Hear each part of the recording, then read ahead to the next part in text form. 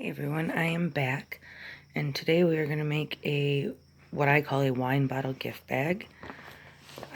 You can use it to gift wine bottles, you can use it to gift canned goods, or just anything you want. So, it's very simple. It shouldn't take us long. Here's my template. It's 15 inches high and 17 inches across a rectangle. And that will usually fit even the largest of wine bottles that I could find. Not a huge wine drinker, so I had to borrow. So anyhow, we have our feed bag. It's washed. We cut it up one of the edges. So this was from here to here was the front of the bag. This is the side.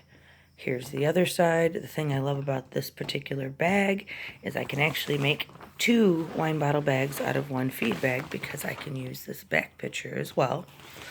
So cutting your bag open is all about placement.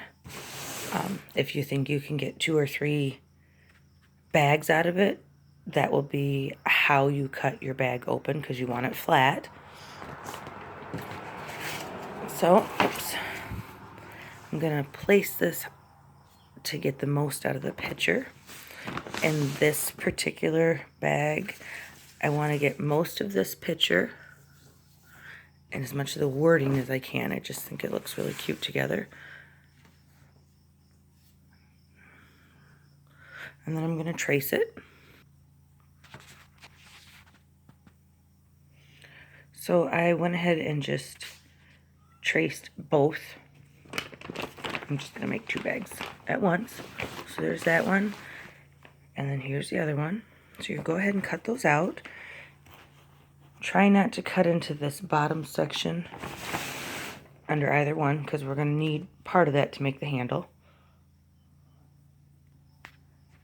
I have both bag templates cut out. I'm going to set them aside. I saved the bottom 2 pieces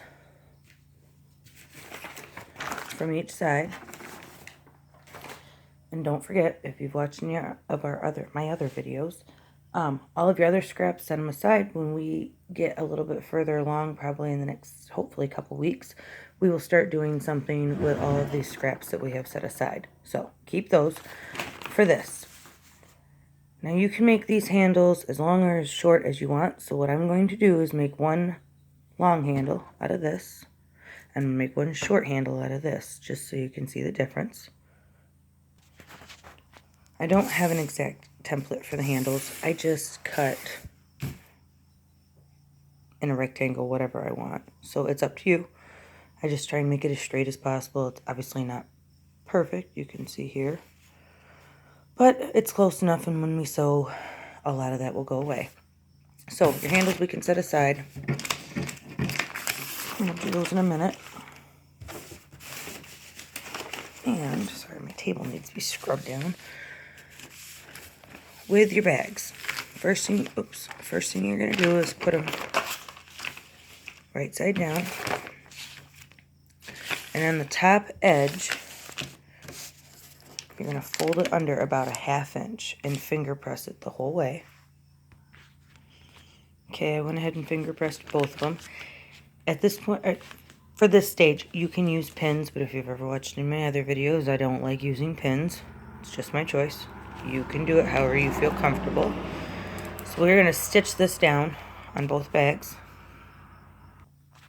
Okay, I stitched down the tops of both bags. You can see here. Next part is I'm going to fold it together. Oops, sorry. Fold it together. You don't have to finger press this. And you just want these tops to match up.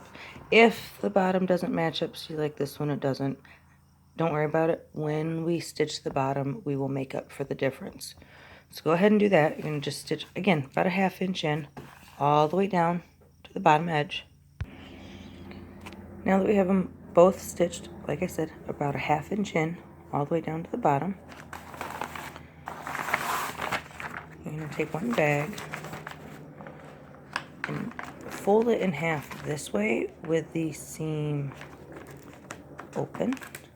I can do this one-handed. it's not exactly in half. It's okay. If you have to be precise on it, that's fine. I definitely would not recommend pinning this phase because we're going to kind of manipulate this bag a little bit. Okay, so what I did, this is the original line. We fold the bag in half. Our seam open. And then I take that edge, and usually this is about an inch. I fold in. Here's the original fold right here. And then I pinch it and pull it back together. So we're, in essence, making like an accordion seam on both sides. So here's what it looks like.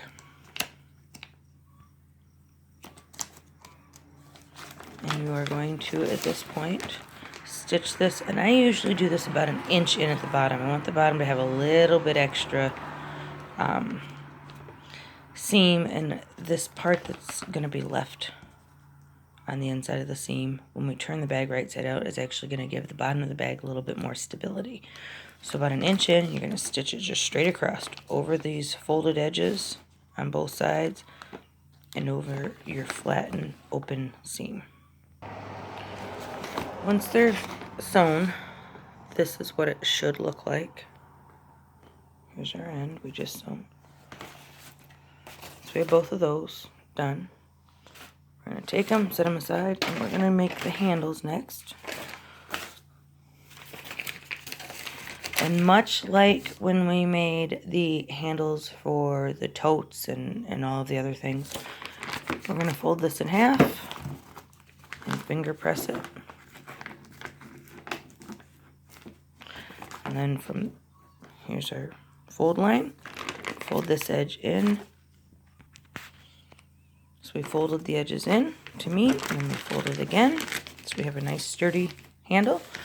You're going to stitch it a ½ inch in on this side, all the way, and then a ½ inch in on this side. So we're going to have a double stitch on it, just like we did with the totes and the firewood totes and all kinds of other things. So go ahead and do that. We have both handles stitched. You can see the difference. Like I did one short and wide and one long and skinny just because everybody likes something different. We'll grab our two bags back. Now, you can either turn these right side out and attach the handles then, or you can do it the way I'm going to do it and leave them wrong side out and attach the handles. For me, it's easier. Again, it's whatever works for you. So we folded this bag in half, right, to get our side seam. This, repress it a little bit just to give me an eye visual. This is where we're going to attach the handle, at these pressed seams. We're going to